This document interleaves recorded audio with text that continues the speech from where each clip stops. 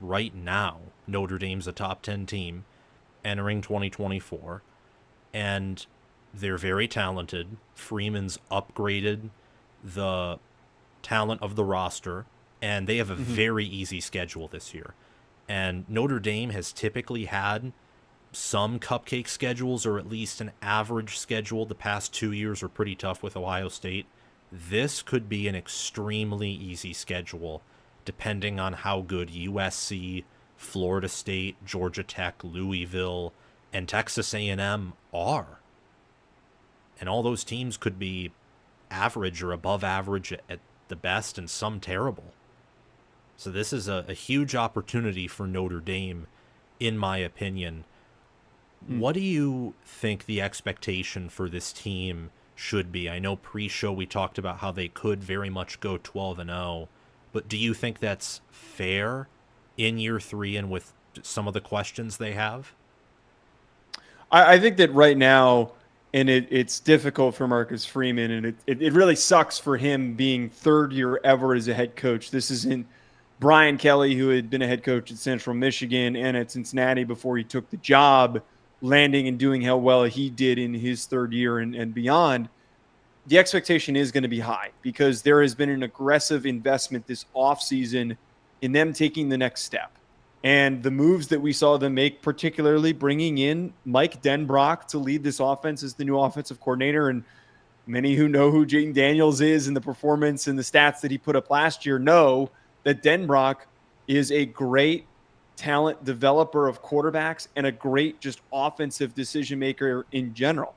Last year, offensively, Jared Parker was incredibly underwhelming. So to have a completely different style change and bringing him into the mix is huge. And then more importantly, Riley Leonard, who last year, many people forget this, Mel Kiper, a lot of people in NFL circles had Riley Leonard, the Duke quarterback, as a top 50 projected pick, as a top 5 quarterback in last year's class. And he started to look like it at the beginning of the year until he suffered the injury that he did. And then everybody suddenly forgot who he was and forgot his name.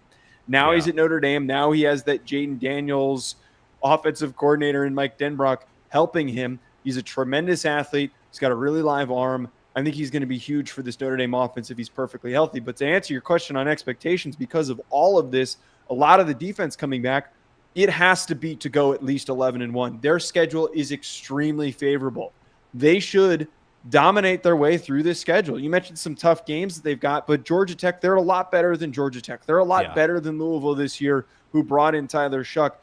And frankly, they should beat USC even on the road because of their uncertain quarterback situation. We're assuming that Miller Moss is going to be good based on the bowl game, but nobody knows that for absolute certainty. So 11-1, I think, has to be the expectation. And I'm sorry to say this, but Marcus Freeman, if you go 10-2 or lower, 9-3, that feels like a total letdown with this ability to have a huge season.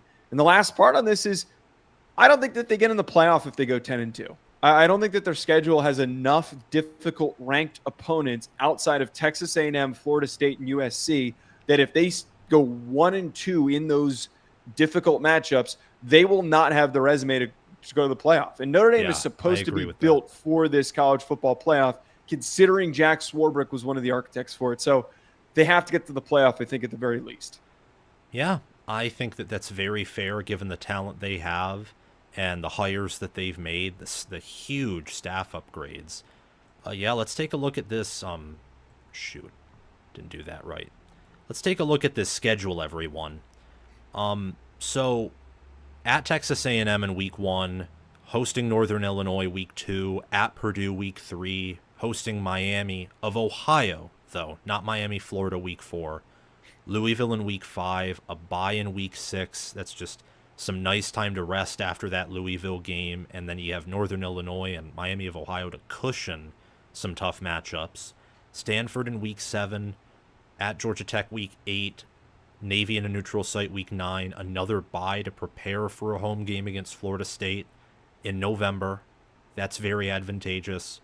Week 12 is hosting Virginia. 13 is hosting a service academy. That's an automatic win. Week 14 is traveling at USC. I do think that the record for this team, just my personal opinion and what you discussed with me pre-show, is probably going to be 10-2 11-1. I think the floor would be 9-3, but I have a difficult time seeing that hit unless both Yeah. Notre Dame disappoints and A&M, USC, Florida State are all humming close to their ceiling. And USC, I disagree a little bit with you about Miller Moss, but where I will give you credit is I don't know if that defense is going to be top 10 in year one of D'Anton Lynn like he had in year one at UCLA. Because Yeah. Alex Grinch just broke that unit psychologically, physically. It may have even broken him spiritually. I don't know. They were trash last year. And their O-line wasn't good either. And all of their starting receivers are true sophomores. So there's a lot of questions there. But Notre Dame, I didn't know this, but they only bring back 53% of their production, 8 starters. But I think that with Howard Cross III, Riley Mills, with Jack Kaiser, Benjamin Morrison, Xavier Watts, I think with the depth they have and the recruiting and the conditioning and the coaching, I think the defense should be very good. And with Joe Rudolph, I mean, he knows how to develop offensive linemen. He's got better recruits and more talent now that he's at Notre Dame compared to Wisconsin. Mitchell Evans is back. I've heard from Pate that the receivers are looking good, apparently. I don't know whether I believe that or not, but I know you told me receivers are more of a question mark than a necessary weakness. So, yeah, I can see why people think there's a lot with this team, especially if Leonard's healthy. If he's healthy and Denbrock is able to push this offense to its maximum, to its zenith in year one, they can do a lot. Do you think those are the main questions, is Leonard's health and how quickly Denbrock can retool this offense? I have a lot of faith that Denbrock's going to retool the offense quickly because he's got the shell of the pieces that he needs. And this receiver room you mentioned is already starting to look good. And Chris Mitchell is not going to be the premier number one guy, but the receiver that they brought in from FIU, who was one of the highest producing receivers in the country last year, he is a talent and a type of receiver that they've lacked, which is somebody to take the top off of a defense. I think that is going to be really important for them. I feel like, as you mentioned, the biggest question really does come down to what happens with Riley Leonard. He has already shown last year, and I know that it was brutal dealing with the foot ankle situation that he was trying to recover from. His health is going to be something that's brought up on a week-to-week basis. It seemed like he was a little slow to get back into the rhythm of things during the spring, and he seems fine now.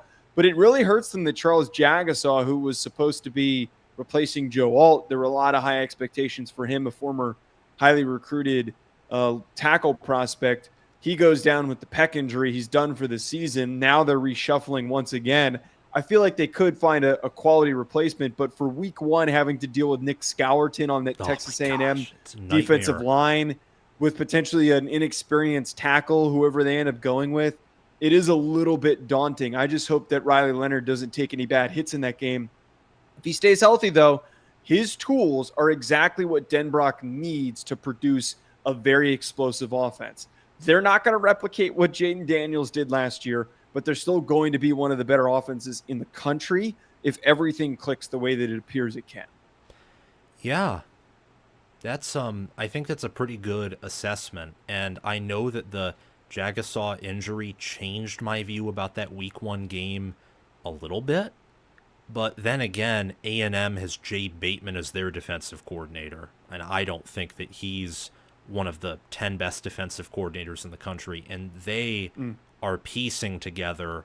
I mean, honestly, they're kind of going through, I think, what Notre Dame is, but to perhaps a greater extent, because even though they return more production, a lot of that's factoring in incoming transfers.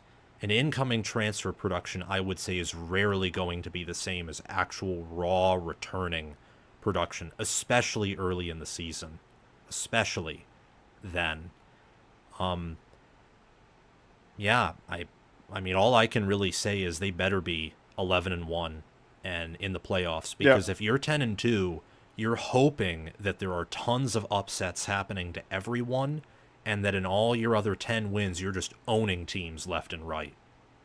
I think that something that'll surprise people this year, and this is partially from my own personal predictions, not necessarily anyone else's, I think that with the top heaviness in a lot of conferences and the unbalanced schedules, you're going to get more 11-1, 12-0 teams than perhaps you've ever seen in quite some time.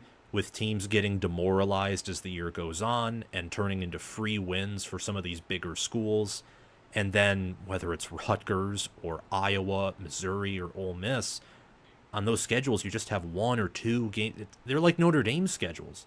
You only have one or two games that if things just go right on an average basis, not everything going right, but just things go well, you should win all of those games and just have to play that one or two games that'll be tough. And that's even factoring in upsets. I mean, for Notre Dame, who's going to beat them from what we know preseason other than maybe A&M or Florida State at home, or if everything goes right, USC on the road, and they'll probably win at least one of those games because of all the question marks those teams have. Yeah, no, I totally agree, though, with that last point that you have there. I think that there will be – it's going to be weird. There's going to be a lot of 10-2 teams. There's a lot of teams with favorable schedules, and there's a lot of Death Star quality teams at the top as well. Bingo. So that it could be a tough draw for the committee to try and figure out who ends up being those last ones to make it into the playoff. Yeah. In conclusion, everyone, Notre Dame's defense is going to be awesome. They may have some holes, and I think that's because I don't know if Al Golden, like how great of a coordinator he is, just because of the talent he's had.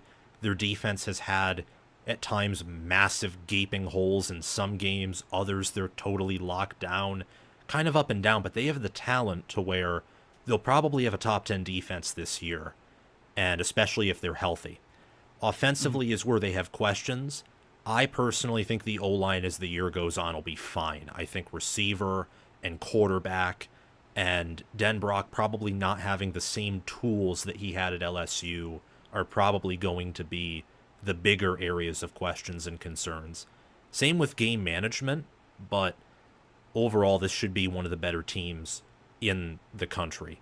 And I guess you all have to see whether I have them in my playoff or not. It's tough picking who's going to get into the playoff. Thank you for watching this cut of Touchdown Talk. Remember to like the video to help this channel get into the algorithm and grow as we approach the 2024 season. And also subscribe to the channel and click the notification bell so that you can participate in our giveaway at 20,000 subscribers. Help us to grow, join this awesome community, and also be notified when we release new content here on College Football with Sam. I would like to thank my Patreon members for sponsoring this video and channel. A shout out to Crash2488 and Brasco Rascal for being $25 a month Heisman members. A shout out to $10 a month American members, all American members, Chris Lane, Connor Little OH, and Ismar. And a shout out to $5 all conference members, John Lynn, Roaming Gnome, Matthew Sale, Austin Christmas, and Janisha Cockrell. Have a great day, guys, and we will see you soon. Bye.